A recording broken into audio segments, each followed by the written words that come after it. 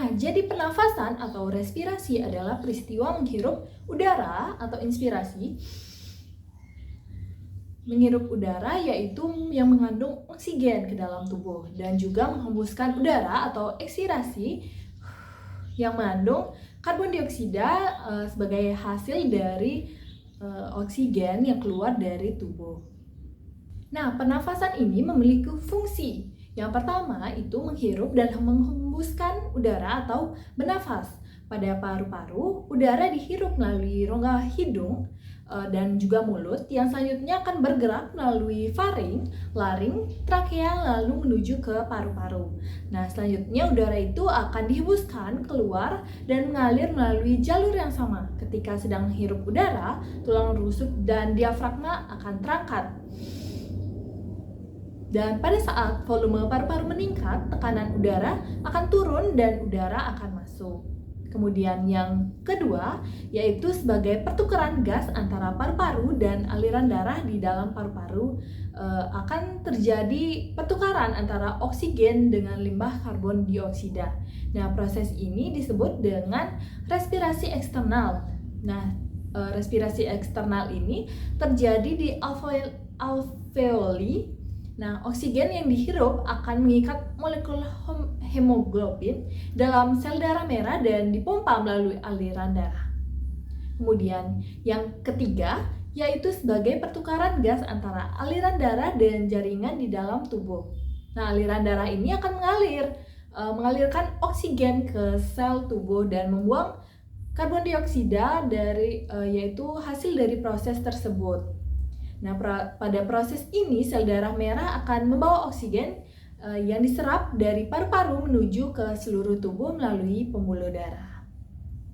Kemudian yang keempat yaitu menciptakan suara udara yang mengantarkan pita suara akan menciptakan sebuah suara. Nah, suara ini dibentuk oleh struktur di saluran pernafasan bagian atas. Nah, selama bernafas, udara akan mengalir dari paru-paru menuju kotak suara. Nah, saat manusia berbicara, otot di laring akan menggerakkan tulang rawan arytenoid, kemudian akan mendorong pita suara. Nah, getaran yang besar pada pita suara akan menghasilkan nada yang tinggi, sedangkan getaran yang kecil akan menghasilkan tekanan nada yang rendah.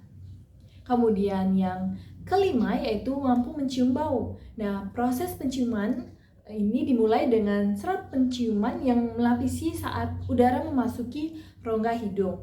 Nah, bahan-bahan kimia di udara akan mengaktifkan reseptor sistem saraf. Nah, stimulus ini akan mengirimkan sinyal ke otak. Nah, sinyal tersebut akan bergerak dan dari situlah manusia bisa mengenali bau. Baik, materi berikutnya adalah komponen sistem pernafasan. Organ-organ pernafasan manusia terdiri dari hidung hingga paru-paru. Nah, berikut adalah komponen sistem pernafasan manusia. Yang pertama ada hidung. Hidung merupakan saluran udara yang pertama, mempunyai dua lubang atau septum nasi, dipisahkan oleh sekat hidung. Di dalamnya terdapat bulu-bulu yang berguna untuk menyaring udara, debu, dan kotoran-kotoran yang masuk ke dalam lubang hidung. Yang kedua ada faring. Faring merupakan tempat terjadinya persimpangan antara saluran pernafasan dengan saluran pencernaan. Pada bagian ini terdapat klep atau epiglotis yang bertugas mengatur pergantian perjalanan udara pernafasan dan makanan pada persimpangan tersebut. Yang ketiga ada laring atau tenggorokan. Laring merupakan pangkal tenggorokan terdiri atas kepingan tulang rawan membentuk jakun dan terdapat celah menuju batang tenggorokan atau trakea yang disebut dengan glotis. Di dalamnya terdapat pita suara dan beberapa otot yang mengatur ketegangan pita suara hingga timbul bunyi. Nah, ini berfungsi untuk menyalurkan udara dari faring ke trakea. Yang keempat ada trakea. Trakea merupakan lanjutan dari laring berupa pipa yang dindingnya terdiri dari 3 lapisan, yaitu lapisan luar terdiri atas jaringan ikat, lapisan tengah terdiri dari otot polos dan cincin tulang rawan, dan lapisan dalam terdiri dari jaringan epitelium bersilia. Trakea terletak di leher bagian depan kerongkongan. Sel basilia digunakan untuk mengeluarkan benda-benda asing yang masuk bersama dengan udara pernafasan. Yang memisahkan trakea menjadi bronkus kiri dan kanan disebut carina. Yang kelima ada bronkus. Bronkus merupakan percabangan trakea yang menuju paru-paru kanan dan kiri. Struktur bronkus sama dengan trakea, hanya dindingnya lebih halus. Kedudukan bronkus kiri lebih mendatar dibandingkan bronkus kanan, sehingga bronkus kanan mudah terkena penyakit. Yang keenam ada bronchioles. Bronchioles adalah percabangan dari bronkus. Saluran ini lebih halus dan dindingnya lebih tipis. Bronchioles kiri berjumlah 2, sedangkan kanan berjumlah 3. Percabangan ini akan membentuk cabang yang lebih halus seperti pembuluh. Yang ketujuh ada alveolus. Alveolus merupakan saluran terakhir dari alat pernafasan berupa saluran udara buntu membentuk gelembung-gelembung udara, dindingnya tipis setebal lapisel, lembab dan berlektan dengan kapiler darah. Alveolus berfungsi sebagai permukaan respirasi. Yang kedelapan ada paru-paru. Paru-paru terletak di dalam rongga dada. Paru-paru ada 2 buah, yaitu paru-paru kanan dan paru-paru kiri. Paru-paru diselimuti oleh selaput paru-paru dinamakan pleura, berjumlah sepasang. Paru-paru kanan memiliki 3 lobus, gelambir, dan paru-paru kiri memiliki 2 lobus atau gelambir. Di antara kedua lapisan pleura itu terdapat eksudat untuk meminyaki permukaan sehingga mencegah terjadinya gesekan antara paru-paru dan dinding dada yang bergerak saat bernafas. Yang kesembilan ada pleura. Pleura merupakan jaringan tipis yang terdiri dari 2 lapisan yang menyelimuti paru-paru. Terdapat beberapa cairan pleura di antara 2 lapisan pleura. Perkenalkan, nama saya Niko Mawesli Suryani dengan NIM P0712012024. Hari ini saya akan membawakan materi terkait dengan mekanisme pernapasan. Nah, seperti yang kita tahu bahwa mekanisme pernapasan pada manusia ini terdiri dalam 2 cara, yaitu pernapasan dada dan pernapasan perut atau diafragma. Nah, kali ini saya akan menjelaskan terkait mekanisme pernapasan ini. Sebelumnya, kita tahu bahwa pernapasan terdapat 2 cara tersebut. Lalu, bagaimana dan apakah pernapasan dada? Nah, pernapasan dada adalah pernapasan yang mana otot antar tulang rusuk memiliki peranan yang penting. Nah, otot tulang rusuk ini dibedakan menjadi 2, yaitu otot tulang rusuk luar yang berperan dalam mengangkat tulang-tulang rusuk, sebaliknya otot tulang rusuk dalam berfungsi untuk menurunkan atau mengembalikan tulang rusuk ke posisi semula. Nah, pernapasan dada ini berlangsung dalam 2 tahap, yaitu tahap inspirasi dan juga tahap ekspirasi.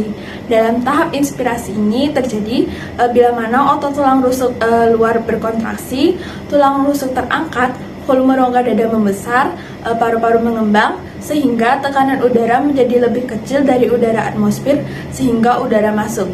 Nah, tahap ini berupa berkontraksinya otot antar tulang rusuk sehingga rongga dada mengembang. Pengembangan ini menyebabkan volume paru-paru juga ikut mengembang. Akibatnya, tekanan dalam rongga dada menjadi lebih kecil daripada tekanan di luar, sehingga udara luar yang kaya akan oksigen pun masuk. Lalu, tahap ekspirasi ini adalah tahap kita mengeluarkan udara, yang mana terjadi bila otot tulang rusuk luar berelaksasi, tulang rusuk akan tertarik ke posisi semula. Nah, volume rongga dada ini mengecil, kemudian tekanan udara rongga dada meningkat, tekanan udara dalam paru-paru lebih tinggi dari udara atmosfer, akibatnya udara keluar. Nah, tahap ini merupakan fase relaksasi atau kembalinya otot antar tulang rusuk ke posisi semula yang diikuti oleh turunnya tulang rusuk sehingga rongga dada mengecil. Rongga dada yang mengecil ini menyebabkan volume paru-paru juga mengecil, sehingga tekanan di dalam rongga dada menjadi lebih besar daripada tekanan di luar. Hal tersebut menyebabkan udara dalam rongga dada yang kaya akan karbon dioksida ini pun keluar. Lalu pernapasan diafragma atau sering disebut dengan pernapasan perut. Nah, ini merupakan pernapasan yang mekanismenya melibatkan aktivitas otot-otot diafragma yang membatasi rongga perut dan juga rongga dada. Nah, pernapasan perut ini berlangsung dalam 2 tahap juga, yaitu tahap inspirasi dan juga tahap ekspirasi. Pada saat tahap inspirasi, proses yang terjadi yaitu otot diafragma berkontraksi, diafragma mendatar, dan mengakibatkan volume rongga dada membesar. Kemudian, tekanan udara mengecil diikuti dengan paru-paru yang mengembang sehingga tekanan udaranya lebih kecil daripada tekanan udara atmosfer dan udara masuk. Lalu pada tahap ekspirasi, proses ini dimulai dari otot diafragma berelaksasi dan otot dinding perut berkontraksi sehingga menyebabkan diafragma terangkat dan melengkung menekan rongga dada. Kemudian volume rongga dada mengecil dan tekanannya meningkat sehingga udara dalam paru-paru keluar. Itu dia pemaparan materi terkait dengan mekanisme pernapasan dada dan juga diafragma atau perut dari saya. Saya ucapkan terima kasih. Halo semuanya, perkenalkan nama saya Desa Madiana Dia Pratiwi dengan NIM akhir 033. Di sini saya akan menjelaskan tentang volume pernapasan. Berikut adalah video cuplikan dari penjelasan saya apa sih itu mengenai dari volume pernapasan tersebut. Jadi simak video berikut ini. Nah, adapun volume paru-paru. Volume paru-paru merupakan proses yang digunakan dalam mengukur jumlah udara pada fungsi tertentu. Volume paru-paru terdiri dari 4 bagian, diantaranya yang pertama itu adalah volume tidal. Volume tidal adalah jumlah volume udara yang dapat dimasukkan dan dikeluarkan oleh paru-paru setiap pernapasan normal. Jumlah volume udara untuk laki-laki pada volume tidal kurang lebih 500 mili dan untuk perempuan kurang lebih 380 mili. Yang kedua, volume cadangan. Volume cadangan inspirasi adalah jumlah volume udara yang diperoleh saat menarik napas dengan maksimal sampai akhir volume tidal. Pada laki-laki biasanya mencapai 3100 mili dan untuk perempuan biasanya 1900 mili. Yang ketiga, volume cadangan ekspirasi yaitu jumlah volume udara yang diperoleh saat menghembuskan nafas dengan maksimal sampai akhir volume tidal. Pada laki-laki biasanya mencapai 1200 mili dan pada perempuan biasanya 800 mili. Nah, yang keempat adapun volume residu atau volume sisa adalah volume udara yang masih tetap berada di dalam paru-paru setelah menghembuskan nafas secara maksimal. Volume residu sangat penting untuk kelangsungan aerasi dalam darah saat jeda pernapasan. Jumlah volume residu pada laki-laki biasanya 1200 mili dan bagi perempuan itu 800 mili. Nah, selanjutnya adapun kapasitas paru-paru, yaitu merupakan penjumlahan dari satu atau lebih volume paru-paru yang terdiri dari 4 bagian juga, diantaranya yang pertama kapasitas inspirasi, yaitu jumlah udara yang dapat dihirup seseorang mulai dari inspirasi dan ekspirasi normal dan pengembangannya dari paru-paru sampai jumlah maksimal. Kapasitas inspirasi sama dengan volume tidal ditambah volume cadangan inspirasi. Untuk laki-laki jumlahnya sebesar kurang lebih 3.500 mili dan untuk perempuan 2.400 mili. Yang kedua adapun kapasitas residu fungsional, yaitu di mana jumlah udara sisa dalam paru-paru setelah ekspirasi normal. Kapasitas residu fungsional sama dengan volume cadangan ekspirasi ditambah volume residu. Jumlahnya sebesar kurang lebih 2.300 mili. Yang ketiga, kapasitas vital. Kapasitas vital ini adalah jumlah udara maksimal yang dapat dikeluarkan secara menarik napas secara normal, kemudian menarik napas secara maksimal, dan menghembuskan secara maksimal. Kapasitas vital sama dengan volume tidal ditambah volume cadangan inspirasi dan volume cadangan ekspirasi. Jumlahnya sebesar kurang lebih 4.600 mili. Yang keempat dan yang terakhir adapun kapasitas total. Kapasitas total paru-paru adalah jumlah udara maksimal yang dapat mengembangkan paru-paru sebesar mungkin dengan inspirasi sekuat-kuatnya. Kapasitas total paru-paru sama dengan kapasitas vital ditambah volume residu. Jumlahnya sebesar kurang lebih 5.800 mili. Baik teman-teman, di sini merupakan gambar dari volume udara pernapasan. Nanti saya akan memperjelas gambar ini. Pada bagian atas adapun volume tidal yaitu 500 cc, yang kedua adapun volume cadangan inspirasi yaitu 1500 cc, yang ketiga adapun volume cadangan ekspirasi yang berada 1500 cc, yang keempat volume sisa yaitu 1000 cc. Dimana pada grafik ini yang ke atas itu merupakan volume cadangan inspirasi dan yang ke bawah merupakan volume cadangan ekspirasi. Adapun kapasitas vital yaitu 3.500 cc dan volume total paru-paru 4.500 cc. Baik teman-teman, itu saja yang dapat saya sampaikan tentang penjelasan volume pernapasan pada paru-paru. Selanjutnya akan dijelaskan oleh teman saya. Om Swastiastu. Perkenalkan, nama saya Komang Tridita Cynthia Devi dengan NIM akhir 013. Di sini saya akan melanjutkan penjelasan yaitu dengan materi transport gas. Jadi yang dimana transport gas atau sistem transportasi pada tubuh manusia ini berfungsi dalam mengangkut gas pernapasan, yaitu oksigen dan karbon dioksida. Oksigen dikirimkan oleh organ transportasi dari paru-paru ke seluruh tubuh, sedangkan karbon dioksida diambil dari seluruh jaringan tubuh lalu kembali ke paru-paru untuk dikeluarkan dalam sistem pernapasan. Yang pertama yaitu oksigen. Oksigen diangkut dalam darah terutama melalui pengikatan dengan hemoglobin, yang dimana sebuah protein dalam sel darah merah. Dan ketika darah melewati alveolus paru-paru, oksigen berdifusi dari alveolus ke dalam kapiler dan mengikat hemoglobin dengan membentuk oksihemoglobin. Darah yang kaya oksigen ini kemudian dipompa oleh jantung ke seluruh tubuh melalui arteri. Di jaringan tubuh tersebut, oksigen dilepaskan dari hemoglobin dan berdifusi ke sel-sel yang menggunakannya untuk respirasi seluler. Baik, di sini ada yang kedua yaitu karbon dioksida yang dimana pada jaringan tubuh ini dimana konsentrasinya relatif tinggi. Karbon dioksida ini berkombinasi dengan air dalam korpus sel darah merah untuk membentuk ion-ion bikarbonat dan ion-ion hidrogen. Korpus sel darah merah ini mengandung suatu enzim anhidrase karbonat yang mempercepat reaksi ini. Ion-ion bikarbonat itu berdifusi keluar dari korpus sel masuk ke dalam plasma. Bila ion-ion bikarbonat mencapai paru-paru, di mana konsentrasi karbon dioksida relatif rendah, terbentuklah kembali karbon dioksida dan air, dan karbon dioksida tersebut dilepaskan sebagai gas. Karbon dioksida juga dibawa dalam darah dalam larutan plasma dan berkombinasi dengan molekul-molekul protein. Sekian yang dapat saya jelaskan. Selanjutnya akan dijelaskan oleh rekan saya. Baik, di sini saya akan menjelaskan sedikit materi mengenai pengaturan pernapasan. Pengaturan pernapasan mengacu pada kontrol saraf yang kuat terhadap pernapasan untuk mempertahankan pasokan oksigen yang konstan ke jaringan. Meskipun terjadi variasi dalam laju metabolisme dan gangguan pernapasan hingga terjadi kegagalan pernapasan tingkat lanjut. A. Pengaturan saraf. Pusat pernapasan terletak di medula dan pons, yang merupakan bagian dari batang otak medula, merupakan pusat inspirasi dan ekspirasi.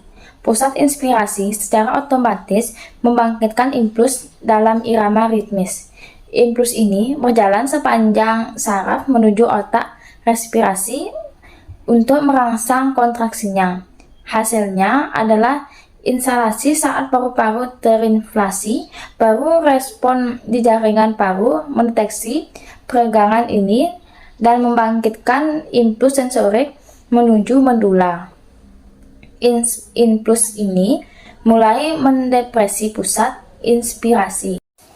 Ketika pusat inspirasi terdepresi, terjadilah penurunan impuls menuju otot pernapasan yang akan berelaksasi untuk menimbulkan eksalasi. Kemudian, pusat inspirasi akan aktif kembali untuk memulai siklus pernapasan lain. B. Pengaturan kimiawi. Pengaturan kimiawi mengacu pada efek pernapasan terhadap pH darah dan kadar oksigen dan karbon dioksida dalam darah. Chemoreptor yang mendeteksi perubahan dalam gas darah dan pH terletak di korpus karotikus dan aorticus dan di dalam medula itu sendiri. Penurunan kadar oksigen darah atau hipoksia dideteksi oleh hemoreptor di korpus karotikus dan aorticus. Impuls sensorik dibangkitkan oleh reseptor tersebut, lalu menjalar sepanjang nervus glossopharyngeus dan nervus vagus menuju medula Respon ini akan membawa lebih banyak udara mengikuti paru-paru sehingga lebih banyak oksigen dapat berdifusi ke darah untuk memperbaiki keadaan hipoksia. Karbon dioksida akan menjadi masalah jika jumlah berlebihan dalam darah karena CO2 menurunkan pH ketika bereaksi dengan air untuk membentuk asam karbonat atau suatu sumber ion H+. Artinya, kelebihan CO2 menyebabkan tubuh atau cairan tubuh lain menjadi kurang alkalis atau suatu lebih asam. Medula berisi kemoreseptor yang sangat sensitif terhadap perubahan pH, khususnya perubahan pH. Jika akumulasi CO2 menurun, pH darah medula merespon dengan meningkatkan respirasi. Ini tidak untuk tujuan inhalasi, tetapi untuk eskalasi lebih banyak CO2 digunakan meningkatkan pH kembali ke normal. Halo teman-teman semuanya, perkenalkan nama saya Sangayu Putri Indrayani. Jadi di sini saya akan menjelaskan tentang apa sih itu spirometri. Nah, spirometri adalah alat yang digunakan untuk mengukur aliran udara yang masuk dan keluar dari paru-paru serta mencatat dalam grafik volume per waktu. Nah, alat ini membantu memantau kinerja paru-paru dan respon terhadap perawatan serta mengukur kapasitas atau fungsi paru-paru secara objektif. Nah, yang pertama di sini saya akan menjelaskan cara membaca spirometri.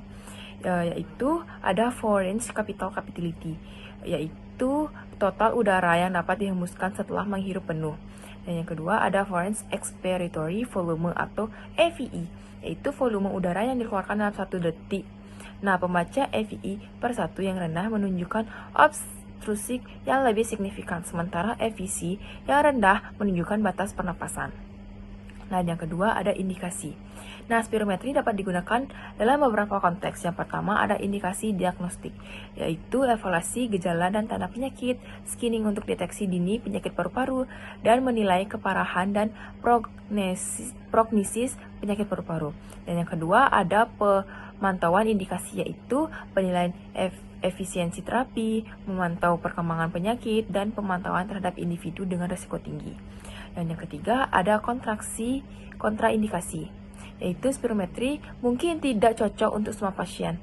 Nah, kontradiksi ini termasuk yang pertama ada kontradiksi mutlak, yaitu inframiokard baru-baru ini, infeksi saluran pernapasan, pneumotrak atau emboli paru. Dan yang kedua ada kontraindikasi relatif, yaitu pasien tidak dapat mengikuti instruksi, kesulitan memegang corong, dan krisis hipertensi. Nah, lalu di sini saya akan menjelaskan teknik atau perawatan dalam menggunakan spirometri. Nah, pasien harus meletakkan corong di dalam mulutnya, dan teknisi harus memastikan tidak ada kebocoran dan pasien tidak dihalangi corong. Prosedur yang dapat dilakukan yaitu yang pertama, pasien harus menghirup udara sebanyak yang mereka bisa dengan jeda kurang dari 1 detik pada kapasitas paru-paru total. Yang kedua, jika salah satu manuver dilakukan secara tidak benar, teknisi harus menghentikan pasien untuk menghindari kelelahan dan menjelaskan kembali prosedur. Dan yang ketiga, ada prosedur diulangi dalam interval yang dipisah oleh 1 menit hingga diperoleh oleh 2 yang cocok dan dapat diterima. Dan saya akan memaparkan bagaimana sih cara kerja dari spirometri ini sendiri. Urutan pemeriksaan spirometri. Pasien datang membawa kertas kendali. Dokter melakukan entry data dari kertas kendali pasien. Dokter menyiapkan alat dibersihkan dengan alkohol, lalu dipasang mouthpiece.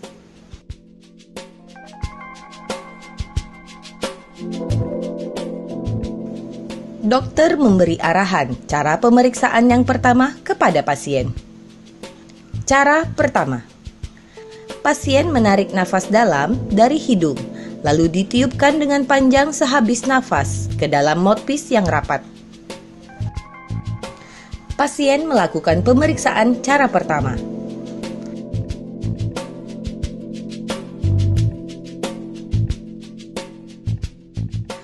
Dokter memberi arahan cara pemeriksaan yang kedua kepada pasien.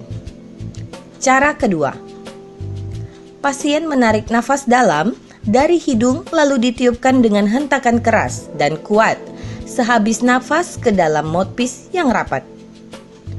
Pasien melakukan pemeriksaan cara kedua. Pemeriksaan selesai dengan mengeprint hasil.